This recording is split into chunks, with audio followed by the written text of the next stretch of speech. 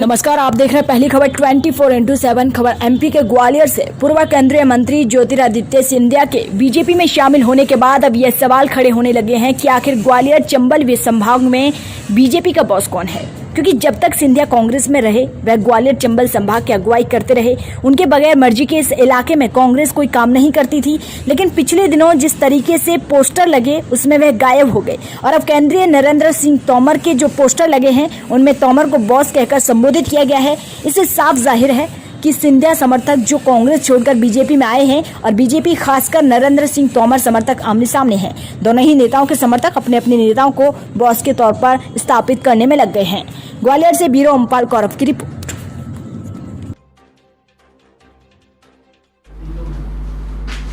नरेंद्र सिंह तोमर के बॉस के होर्डिंग लगे हुए हैं जनपद पर। अब सवाल ये उठता है कि इससे पहले जो ग्वालियर के जो राजा माने जाते थे ज्योतिरादित्य सिंधिया, उनके जो उनके पिताजी थे माधवराव सिंधिया, उनको बॉस कहा जाता था। लेकिन अब ग्वालियर का बॉस कौन, क्योंकि नरेंद्र सिंह तोमर लाइट में हैं और सिंधिया जी होर्डिंग से गायब हो चुके हैं। देखिए, जहाँ तक बॉस शब्द का मुझे लगता है लोकतंत्र में कहीं स्थान नहीं है। इस प्रकार के शब्दों का जनप्रतिनिधियों के लिए उपयोग होना वास्तव में लोकतंत्र के लिए और समाज के लिए बहुत शर्मनाक है।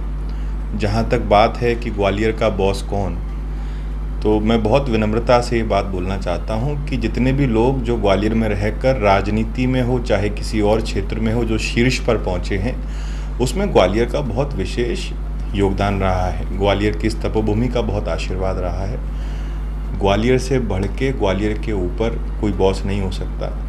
ग्वालियर से हजारों बॉस हैं, किसी बॉस से ग्वालियर नहीं है। भारत की राजनीति के इतिहास में ऐसा पहली बार हुआ है कि जब विधायकों ने और मंत्रियों ने अपने पदों से इस्तीफा देकर और वो जनता के सामने आए हैं। इसके पहले आया राम गया राम, दल बदल बहुत कुछ हुआ करते थे, पर ये पहली बार ऐसा उदाहरण मध्य प्रदेश में प्रस्तुत हुआ है।